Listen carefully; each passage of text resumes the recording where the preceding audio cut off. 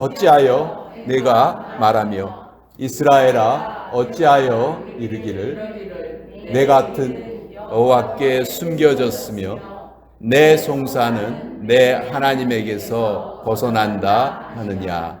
너는 알지 못하였느냐 듣지 못하였느냐. 영원하신 하나님 여호와 땅끝까지 창조하신 이는 피곤하지 않으시며 곤비하지 않으시며 명철이 한이 없으시며 피곤한 자에게는 능력을 주시며 무능한 자에게는 힘을 더하시나니 소년이라도 피곤하며 곤비하며 장정이라도 넘어지며 쓰러지되 오직 여호와를 앙망하는 자는 새 힘을 얻으리니 독수리가 날개치며 올라감 같을 것이요 다른 박질하여도 곤비하지 아니하겠고 걸어가도 피곤하지 아니하리로다. 하나님의 말씀입니다. 아멘. 같이 기도하겠습니다. 아버지, 이 시간 성령께서 우리의 마음에 든든한 울타리로 지켜주시고 우리의 속사람을 더욱더 밝게 하여 주셔서 말씀의 기쁜 소식이 왕성하게 전해지도록 역사하여 주시옵소서. 예수님의 이름으로 기도합니다. 아멘. 동유럽에 체코라는 나라가 있죠. 그 체코의 깊은 산골에 한 가난한 어머니가 남매를 기르고 있었습니다.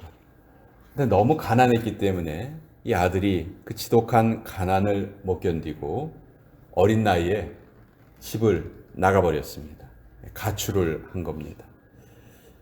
이 어머니는 남은 딸을 하나 데리고 이 아들이 다시 집으로 돌아오기를 기다리면서 강 옆에 조그만 여관을 하면서 가난하게 살아가고 있었습니다. 돈 때문에 아들이 가출을 하기도 했고 그것이 너무 가슴이 아팠고요. 또 하나 남은 딸이 너무 바다와 태양을 좋아했습니다. 그래서 따뜻한 남쪽으로 이사를 하는 것이 꿈이었어요.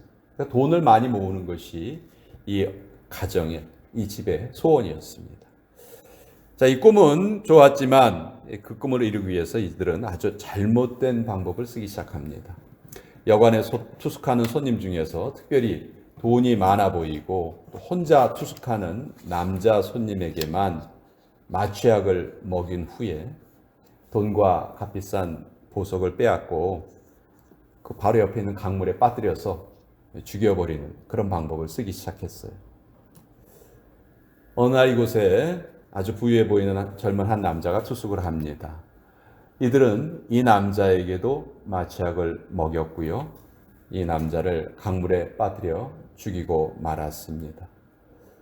그렇지만 나중에 이 남자의 짐에서 발견한 이 남자의 신분증을 보고 이 둘은 까무라치고 맙니다. 이 남자는 20년 전에 집을 나간 자기의 아들이었던 것입니다. 이 아들은 크게 성공한 후에 그 어머니하고 동생을 놀라게 해주려고 자기가 누구인지를 밝히지 않고 그 여관에 투숙을 한 것이죠. 그 다음날 자기의 정체를 다 밝히고 이들과 함께 행복한 삶을 살아야 되겠다 이렇게 계획을 하고 투숙을 했지만 결국 자기 어머니와 여동생에 의해서 죽임을 당합니다. 이 두 모녀는 자기들이 죽인 남자가 그토록 기다리던 아들이고 오빠라는 사실을 알게 되었고요. 결국 이 둘도 강물에 뛰어들어서 자살을 하고 맙니다. 제가 지금 말씀드린 내용은 노벨 문학상을 수상한 프랑스의 소설가 까뮤라는 사람이 쓴 오해라는 희곡의 내용입니다. 연극의 대본이에요. 오해가 빚어낸 아주 비극적인 결말을 이렇게 글로 잘 표현을 했습니다. 여러분, 이 세상에, 우리가 사는 이 세상에 오해가 없다면 정말 얼마나 좋을까요? 그 수많은 갈등과 분쟁이 아마 다 사라질 겁니다. 다른 사람이 하는 행동이라든지 말을 그 의도대로 알아차리지 못할 때 오해라는 것이 생길 수가 있습니다. 우리도 다 오해를 할 수가 있어요. 우리 인간이 완전하지 못한 존재죠. 우리가 불완전한 존재이기 때문에 어쩔 수 없이 오해는 생겨날 수밖에 없습니다. 그렇지만 우리가 섣불리 판단하지 말고 좀 더 깊이 생각하는 그런 버릇과 또 그런 여유가 있다면 분명히 이 오해는 많이 줄어들 것입니다. 철학자 플라톤이 주변 사람들에게 아주 심한 오해를 받은 적이 있었는데요. 사람들이 그를 아주 많이 비방했어요. 그렇지만 그는 한마디도 변명을 하려 들지 않았습니다. 제자 중 한 사람이 물어봤어요. 선생님, 왜 사실대로 말씀을 안 하십니까? 사실을 밝히시면 오해가 다 풀리지 않겠습니까? 그때 플라톤이 이런 답을 했다고 합니다.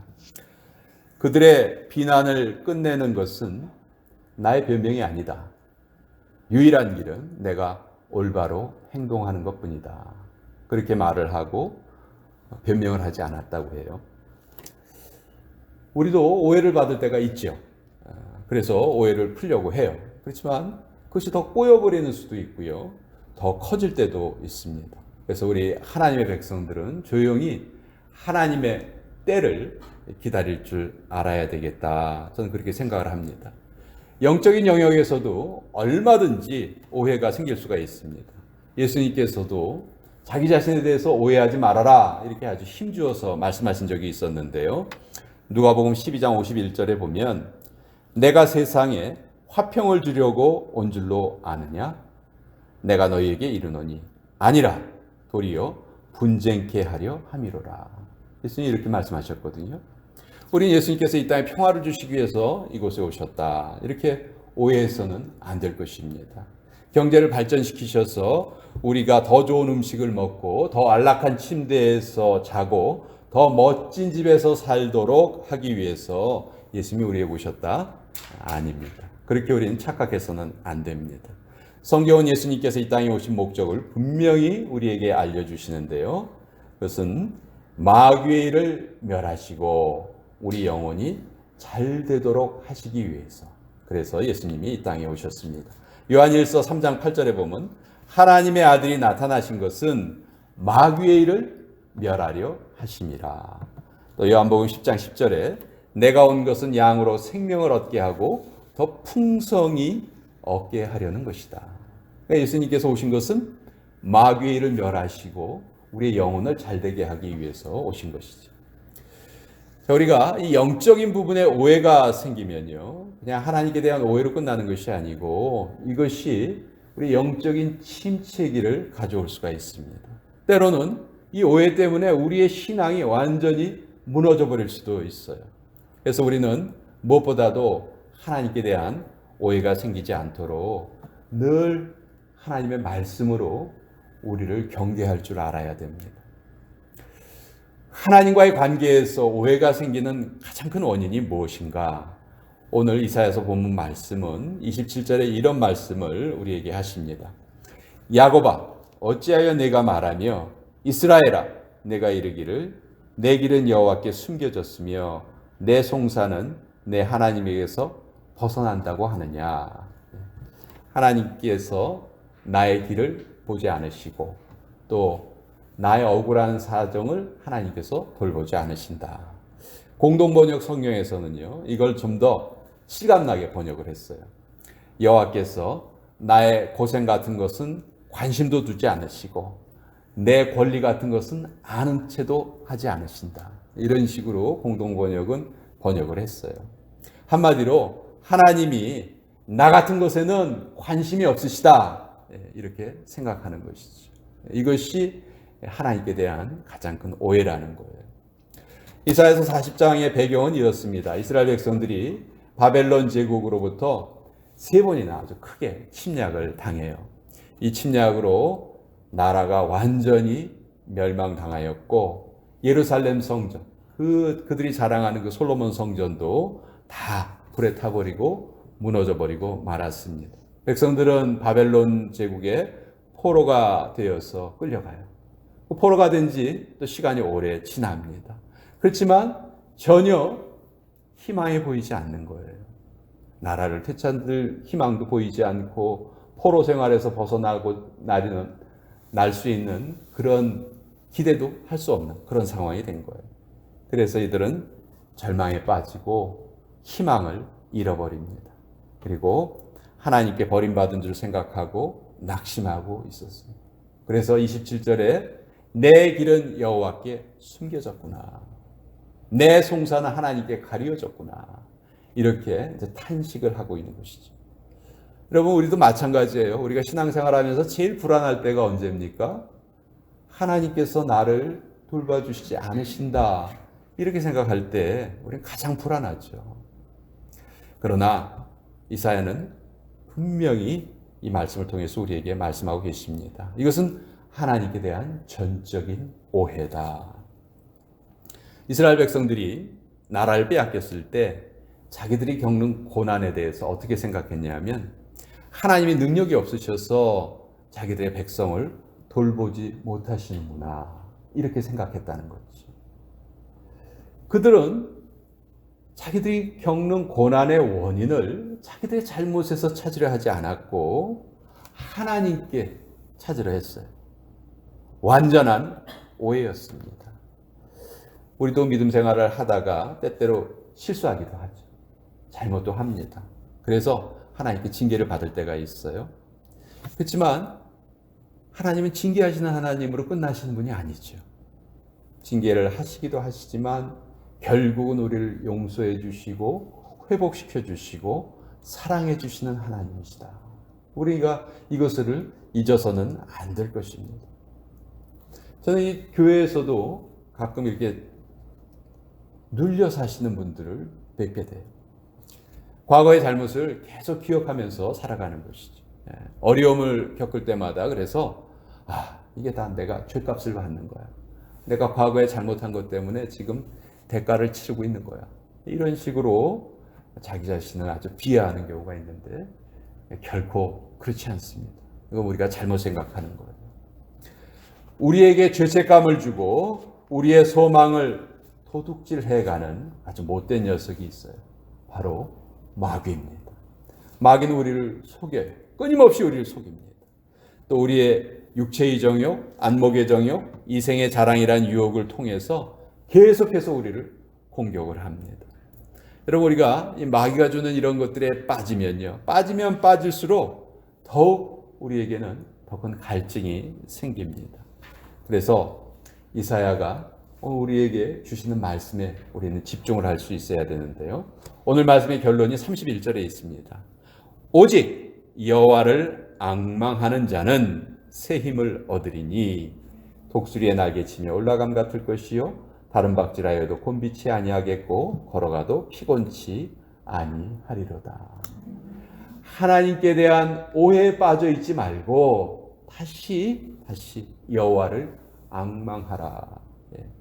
여호와를 앙망한다는 것은 하나님을 우러러본다는 뜻인데 여호와를 믿고 그분의 온전하신 섭리가 드러날 때까지 믿음을 가지고 기다리라 하는 그 말씀이죠. 그리고 그런 자들을 오늘 본문은 독수리에 비유를 해요. 독수리가 어떤 새입니까? 새들 중에 왕이죠. 힘의 상징, 권력의 상징입니다. 옛날 로마 제국의 상징이 독수리였어요. 지금 미국의 상징도 독수리입니다. 이 독수리는 특징이 뭐냐면 아주 높은 곳에 집을 짓는다는 것이죠. 보통 해발 1000m 이상 되는 그 높은 곳에만 독수리는 둥지를 짓는다고 합니다. 우리도 비록 이 땅에 발을 붙이고 살지만 독수리처럼 늘 저 높은 곳, 영원한 처소인 우리 하늘나라에 소망을 두고 살아야 된다. 우리가 독수리를 통해서 이것을 또 교훈으로 받을 수 있을 것입니다. 또 독수리는요, 아주 극심한 고통 속에서 자기 생명을 스스로 부활시키는 능력이 있다고 해요. 독수리가 아주 큰 병에 걸리면 독수리는 금식을 합니다. 그러면서 고통의 세월을 보내게 돼요. 그때 털이 다 빠지고요. 독수리의 발톱도 빠집니다. 그 발에 그 날카로운 발톱도 다 빠지고 그 뾰족한 부리도요. 껍질이 다 벗겨지고 아주 흉물스럽게 된다고 해요. 그러니까 독수리는 거의 죽음의 문턱까지 가는 거예요. 그러다가 그 고통을 안에서부터 이겨내면서 다시 털이 자라기 시작하고 발톱이 다시 생기고 또 부리의 색깔이 다시 회복이 된다고 해요. 하나님은 이 독수리의 모습을 통해서도 우리가 어떤 위기에서도 우리 믿음으로 이런 위기를 벗어나기를 우리에게 기대하고 계시는 거예요. 또한 독수리는 날을 때 보면요, 다른 새처럼 막 날개짓을 자주 하지 않습니다. 그 하늘의 그 공기의 흐름을 이용을 해서 아주 독수리가 날아가는 모습을 보면 아주 유유하게 여유 있게 독수리가 날죠. 우리 성도들의 삶도 이 독수리의 나는 모습과 같으면 얼마나 좋을까. 우리도 우리의 힘으로 날개짓하는 것이 아니고요, 성령님의 도움을 받아서 이 세상 풍조는 계속해서 우리를 공격하고 우리를 넘어뜨리려고 하지만 우리가 믿는 성령님은 우리에게 힘을 주시고 또 우리를 더 높은 곳으로 이끌어 주신다는 것이죠. 지금 전 세계 사람들 중에서 참 많은 사람들이 다 피곤하다고 탄식을 하고 있는 것 같아요. 그러나 하나님을 사모하는 자에게, 하나님의 능력을 찾는 자에게 하나님께서는 독수리 같은 힘을 다시 주시겠다. 우리가 믿는 하나님은 피곤한 자에게 새로운 힘을 주시는 하나님이세요. 우리 31절 말씀을 같이 한번 읽어볼까요? 우리 같이 읽겠습니다. 오직 여호와를 앙망하는 자는 새 힘을 얻으리니 독수리 날개치며 올라감 같을 것이요 다른 박질하여도 곤비치 아니하겠고 걸어가도 피곤치 아니하리로다. 오늘 이 말씀이 저와 여러분에게 또 새로운 에너지와 새로운 힘을 갖게 해주시고 또 모든 오해를 벗어나고 모든 오해를 이겨내는 그런 축복의 말씀이 되기를 바랍니다. 예수님께서도 이 땅에 계실 때요, 정말 많은 오해를 받으셨어요. 정말 많은 비난을 받으셨어요. 그렇지만 예수님은 그것에 대항하지 않으셨습니다. 묵묵히 하나님의 때를 기다리셨어요. 하나님께서는 참고 인내하며 하나님의 때를 기다리는 자들의 아픔을 너무나 잘 아십니다. 그리고 그들의 흘리는 모든 눈물을 그 눈에서 씻겨주시고 하나님 위로와 평안으로 그들의 마음을 채워주실 거예요. 우리 주변에서 이런 소리 많이 들립니다. 하나님 없어. 죽으면 다 끝이야. 예수 믿지 않아도 양심껏 바르게 살고 착하게 살면 다 구원받는 거야. 뭐 그렇게 예수님만이 구원이 오직 우리를 구원해 주신 분이라고 그렇게 말하는 거에 속지 마. 여러분, 우리 주변에 이런 오해를 하는 사람들이 너무 많고요. 이런 오해 속에 빠져서 이 세상을 살아가는 사람들이 너무 많아요. 예수님을 따르던 무리들 중에서도 예수님을 단지 선지자 중에 한 사람이다. 특별한 능력이 있어서 병을 좀 고칠 줄 아는 사람이다. 저 사람 저 목수의 아들인데 그냥 좀 특별한 목수인가 봐. 이렇게 생각하는 그렇게 착각한 사람들이 많았죠. 그렇지만 성경은 분명히 예수님을 어떤 분이신지 우리에게 알려주세요. 사도행전 4장 12절에 보면 다른 이로서는 구원을 얻을 수 없나니 천하인간의 구원을 얻을 만한 다른 이름을 우리에게 주신 일이 없음이니라. 예수님의 수제자였던 베드로가 그 수많은 사람을 향해서 외쳤던 말씀입니다. 예수님 외에는 우리가 구원을 얻을 만한 이름이 이 땅에 없다.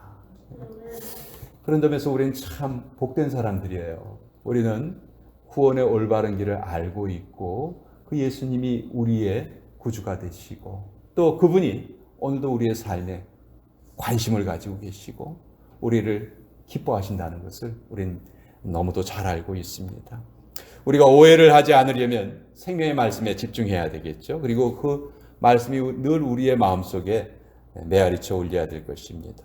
불필요한 오해나 잘못된 오해로 우리의 영적인 에너지를 빼앗기지 말고 늘 생명의 말씀을 품에 안고 살아가시는 저와 여러분들 되시길 다시 한번 축원드립니다. 기도하겠습니다. 아버지 하나님, 우리가 다시 한번 새로운 힘을 얻고 피곤치 않은 삶을 살아가기 원합니다. 하나님을 바라보고 의지할 때만 비록 더딜지라도 가장 좋은 때에 하나님의 능력이 임하심을 우리의 믿음으로 고백드립니다. 우리의 삶의 목적이 육신의 평안이 아니고 우리의 속사람이 온전한 구원을 얻는 것이라는 것 잊지 않게 하여 주시옵소서. 예수님의 이름으로 기도합니다. 아멘. 자, 이 시간 우리